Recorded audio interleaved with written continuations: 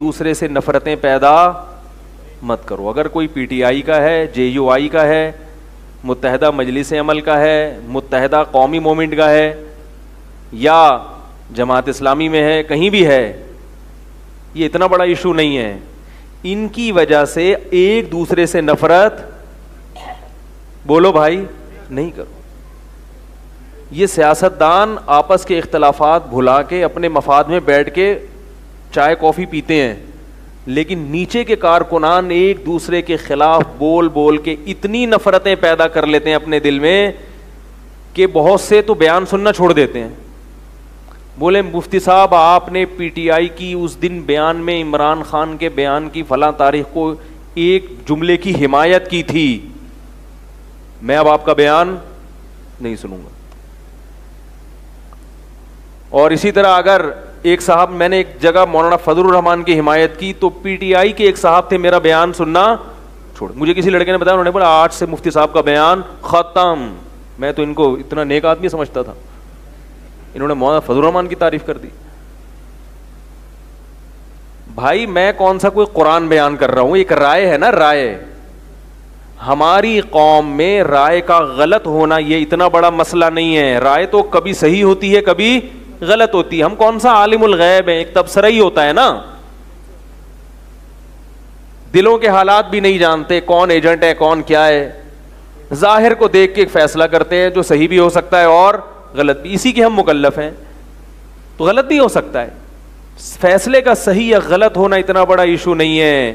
کسی کی رائے کو برداشت نہ کرنا, اس سے آپ تباہ ہو جاؤ گے. ہماری قوم کا المیہ یہ ہے, بدگمانی بدگمانی بدگمانی. کوئی کسی کی تعریف کر دے, ایجنٹ بنا دیں گے فوراً اس کو. پیسے لیتا ہے وہاں سے, بوٹ پالیشیا ہے, یہ کرتا ہے وہ کرتا ہے. برائی کرو گے نا کسی کی, لوگ بولے بہادر آدمی ہے, ڈنکے کی چوٹ پہ بیٹھ کے فلاں کو بولتا ہے کہ چور ہے. کیا فائدہ بھائی؟ کوئی ثبوت نہیں ہے, کوئی گواہ نہیں ہے آپ کے پاس. اگر ہیں بھی تو ہمارے پاس نہیں ہے. تو جب ایک چیز ہے ہی نہیں ہمارے پاس, الزام لگاتے رہو بیٹھ کے.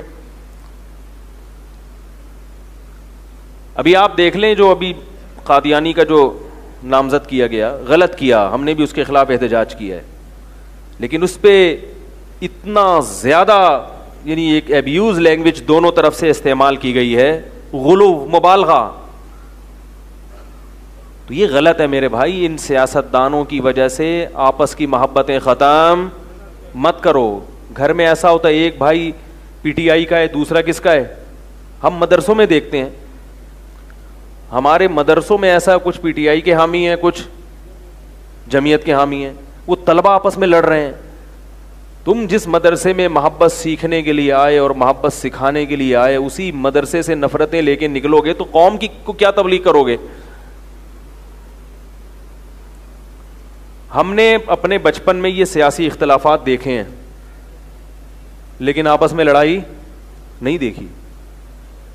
ہمارے ایک قریبی رشتے دار, جب ضیاء الحق کے دور تھا, انہوں نے ریفرینڈم کروایا تھا, مجھے ہاں میں ووٹ دو. زبردستی, کس میں ووٹ دو؟ ہاں میں. ویسے نا کا آپشن بھی تھا کہ نہیں بھی ہے, لیکن مطلب یہ تھا کہ ہے کیا, ہاں ہی ہاں ہے. ٹھیک ہے نا. وہ ریفرینڈم یہ ہوا تھا کہ میں مزید 5 سال کے لیے صدر بننا چاہتا ہوں, آپ اگر چاہتے ہیں کہ ہاں تو ہاں پہ ٹھپا لگائیں, اور اگر مجھے ایکسیپٹ نہیں کرتے تو کس پہ ٹھپا لگائیں؟ نا پہ. لیکن اس ماشاءاللہ وہ تھے بہت سمجھدار, انہوں نے ایک ہوشیاری یہ کی تھی کہ مجھے اگر چاہتے ہیں تو اس کا مطلب ہے اسلام بھی چاہتے ہیں. تو وہ عنوان یہ دیا گیا تھا کہ آپ اسلام چاہتے ہیں یا نہیں چاہتے. ٹھیک ہے نا. اسلام چاہتے ہیں تو ہاں, اسلام نہیں چاہتے تو نہ. اب کون مسلمان نہ پہ ٹھپا لگائے گا جا کے بھائی, وہ تو کفر کا خطرہ ہوگا اس کو. تو ایک ماشاءاللہ ہوشیاری یہ کی تھی. دوسری ہوشیاری یہ کی تھی کہ چونکہ فوج ہی ریفرینڈم کروا رہی تھی اور وہ پوری بہت زبردست پاور تھی اس وقت, تو اس میں یہ تھا کہ بھائی اگر نا والے زیادہ ہو جائیں تو ہدایات تھیں کہ ہاں کے ٹھپے خود بخود گورنمنٹ, بولو بھائی, زیادہ کر دے. گورنمنٹ کی طرف سے یہ ہدایات تھی اہلکار کو کہ گنتی کرنے کے بعد یا پہلے, جس طرح سے مناسب سمجھو.